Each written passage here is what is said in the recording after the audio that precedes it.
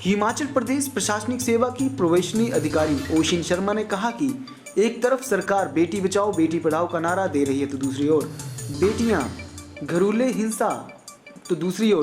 घरेलू हिंसा का शिकार हो रही हैं। वह भी उन बेटियों में से एक हैं जो अपने पति और परिवार के सदस्यों द्वारा प्रताड़ित व घरेलू हिंसा से पीड़ित है। मेरे पति वो धर्मशाला के वर्तमान विधायक द्वारा दिमागी तौर पर मानसिक रूप से परेशान किया जा रहा है। उन्होंने कहा कि वैसे ही अधिकार जीने का सभी को है, लेकिन फिर भी परिजन परेशान करने से बाज नहीं आ रहे हैं। उन्होंने प्रधानमंत्री नरेंद्र मोदी एवं हिमाचल प्रदेश के मुख्यमंत्री जयराम ठाकुर से मांग करते हुए कहा कि धर्मशाला में सत्ता के दुरुपयोग को रोका जाए। जो जनता के सामने कुछ है और पीठ पीछे कुछ और है। उन्होंने बिलासपुर में पत्रकारों से इस मुद्दे पर भावुक होते हुए कहा कि गत वर्ष जून माह में मेरे साथ पति व परिवार के सदस्यों द्वारा न केवल मानसिक रूप से परेशान किया गया था बल्कि मारपीट भी की गई थी। उसके बाद पुलिस में भी एफआईआर वापस लेने के लिए दबाव डाला गया। उन्होंने इसलिए एफआईआर वापस ली थी क्योंकि पति ने 10 वर्ष तक तलाक न देने की बात कही थी। हालांकि ये मामला भी न्यायालय में भी लंबित है, फिर भी पति द्वारा परेशान किया जा रहा है। उन्होंने प्रधानमंत्री नरेंद्र मोदी और मुख्यमंत्री जयराम ठाकुर से मांग करते हुए कहा कि धर्मशाला में सत्ता के दुरुपयोग को रोकने के लिए उचित कदम जल्द उठाए जाएं। मर्जी जाओ, अब बचा ही क्या है, क्योंकि डर ही नहीं है। डर ही किसी बात करने की उनको कोई बोलेगा। I appeal to honourable CM and PM, please इस प्रकार का जो पावर अब्यूज है उसे रोका जाए, चाहे वो धर्मशाला में है, चाहे वो हिमाचल में है, चाहे वो कहीं पे भी है। और एक और बात, I appeal to public as well कि एक औरत बहुत कुछ सोच के समाज में सामने आती है, तो जब वो बोलने की हिम्मत रखती है तो आप उसकी हिम्मत को तोड़े ना। जब ये इंसिडेंट हुआ था तो उस समय लोगों ने कहा कि पहले मार खाई थी तो पहले क्यों नहीं बोले। फिर लोगों ने कहा कि अब मार खाई है तो अब वापस क्यों नहीं जाते। मतलब हर सिचुएशन में एक औरत को ही कॉम्प्रोमाइज के लिए बोला जाता है, औरत को ही एडजस्टमेंट के लिए बोला जाता है। But repeating my self again, ये स्टोरी औरत पुरुष की लड़ाई की नहीं है सर, ये गलत को गलत बोलने की है, नीति और अनीति की है। जितना हक श्रीमान को अपनी लाइफ में आगे बढ़ने का है, क्योंकि मैं उनको जाके परेशान नहीं कर रही हूँ, मैं उनको प्रेमिसेस में जाके एंट्री नहीं कर रही हूँ, उनको जहाँ भी वो मीटिंग्स ले रहे हैं या जो कर रहे हैं, मैं रात को जाके उनके दरवाजे नहीं बजा रही हूँ। तो मेरे साथ भी नहीं होना चाहिए, मेरे साथ क्या किसी के साथ भी नहीं होना चाहिए।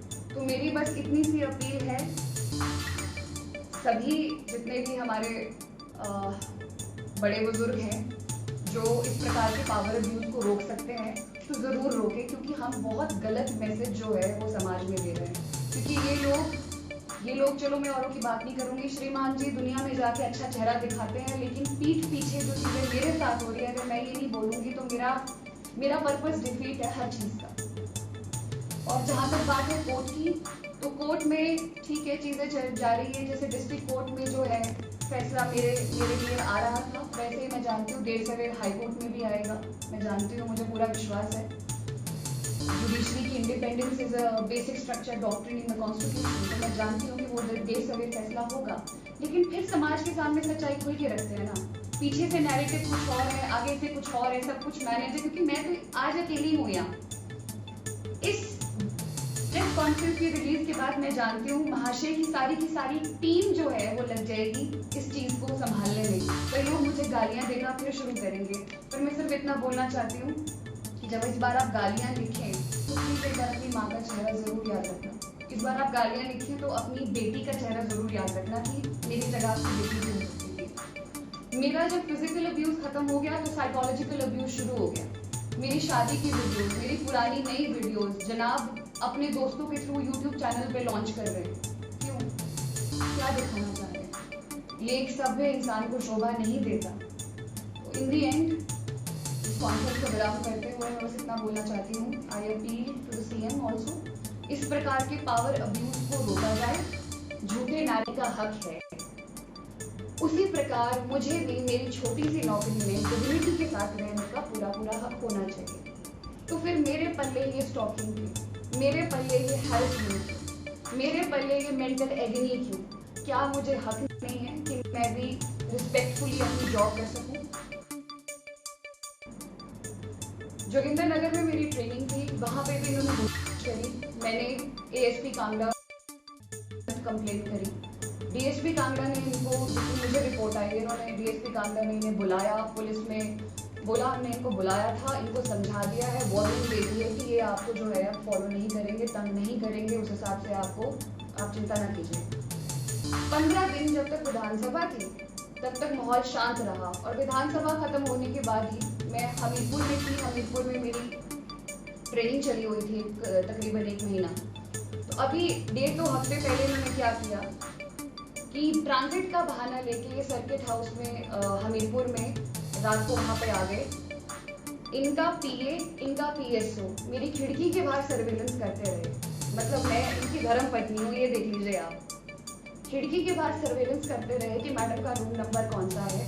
जब उन दोनों ने देख लिया कि मैडम 103 कमरे में रह रही हैं, उसके बाद से श्रीमान जी रात को लगभग 11 बजे से लेकर 1 बजे तक मेरी खिड़की के नीचे जोर जोर से सिगरेटों पे सिगरेटें और जोर जोर से फोन पे बात कर रहे हैं। हाँ, तू 7,000 बंदा लेकर आ जा, तू ऐसा कर ले। कौन सा प्रतिष्ठित और सभ्य व्यक्ति अपनी पत्नी को डराता है, मैं ये पूछना चाहती हूँ। अगर वो इतना सीधा और सभ्य व्यक्ति है तो ये कौन सा तरीका है। जब रात को 1 बजे, मैं उस रात सो नहीं पाई, मैं 1 बजे मेरे कमरे के बाहर जोर जोर से दरवाजा खटखटाया जाता है कि जैसे खोल। मैंने नहीं खोला, मैंने तुरंत एएसपी कांगड़ा को, एएसपी हमीरपुर को मैंने पहले ही बता दिया था। मुझे एएसपी साहब ने कहा कि कुछ भी होगा तो आप मुझे बता देना। जोर से दरवाजा बजा और फिर मैं डर गई, मैं सहम गई और फिर उसके बाद वो चले गए वहाँ से। सुबह हाथ में पट्टी बंधी हुई थी, ये बोल के कि मेरा हाल तो पूछ लो। 2 दिन बाद वो पट्टी गायब। तो क्या नौटंकी करना भी इसमें, मतलब ये इस पेशे में है। सवाल मेरा बस इतना सा है कि क्या अगर एक औरत किसी व्यक्ति को, चाहे वो उसका हस्बैंड ही क्यों ना हो, अगर किसी चीज के लिए मना कर रही है कि वो आपके साथ नहीं रहना चाहती बिकॉज ऑफ द रीजंस जो कि साफ साफ है, प्रताड़ना हुई है, पहले सब कुछ हुआ है, सब जानते हैं, तो क्या एक औरत को समय लेने का अधिकार नहीं? क्या एक औरत को सोचने का अधिकार नहीं? क्या एक औरत उस पशु की तरह है जो खूंटे से बांध दी गई है और अगर वो पशु कहीं चला जाए चरने तो उसे हाँक के वापस ले आ? मैंने एफआईआर वापस ली। उस वक्त मेरे एक मीडिया बाइट आई थी जहाँ पे मैंने ये कहा था कि मैं मेंटल पीस को प्रायोरिटी देती हूँ और मैं इस तूफान को अभी हैंडल नहीं कर सकती। श्रीमान जी ने मैसेज भिजवाया था कि 10 साल तक डिवोर्स में लटकाऊंगा अगर एफआईआर करेगी। मैं म्यूचुअल सेपरेशन के लिए तैयार हूँ। मैं आप सभी को बता दूँ, शादी के 1 साल तक हम लोग डिवोर्स के लिए फाइल नहीं कर सकते अकॉर्डिंग टू द लॉ। इसीलिए हम लोग लीगल सेपरेशन नाम का एक शब्द है जिसको हम अप्लाई करते हैं। ये बात वहाँ से मेरे दिमाग में डाली गई कि म्यूचुअल सेपरेशन के लिए मैं रेडी हूँ, अपना सहयोग दूंगा और हम इस चीज़ से आराम से भली भांति अलग हो जाएंगे। बट ये सिर्फ और सिर्फ नैरेटिव बिल्ड करने के लिए था क्योंकि वहाँ से एफआईआर की तलवार उनके ऊपर से हट गई थी और अब आगे जो उन्होंने किया वो किया शांत रहने का काम। मीडिया में 2 दिन बाद ही एक न्यूज़ आई थी कि अब आया है, श्रीमान जी की स्टेटमेंट आई है और वो स्टेटमेंट ये थी कि ओशन भी मुझे मेंटल टॉर्चर करती है। आप सभी ने सुना भी होगा, देखा भी होगा अखबारों में। ओशन मुझे मेंटल टॉर्चर करती है, मेरे परिवार पे दबाव बनाती है और मुझे मेंटली भी परेशान करती है। लेकिन मैं अभी भी, ये पारिवारिक मामला है और इसे मनाने में लगा हुआ हूँ, सुलझाने में लगा हुआ हूँ। इस विषय के लिए यहाँ आई हूँ, वो कोई पुरुष या औरत की लड़ाई का विषय नहीं है। वो विषय नीति और अनीति का है। वो विषय मेरे साथ इतने समय में हुई अनीतियाँ, इतने अत्याचार, इतना आतंक, इतना अन्याय, उन विषयों को लेके।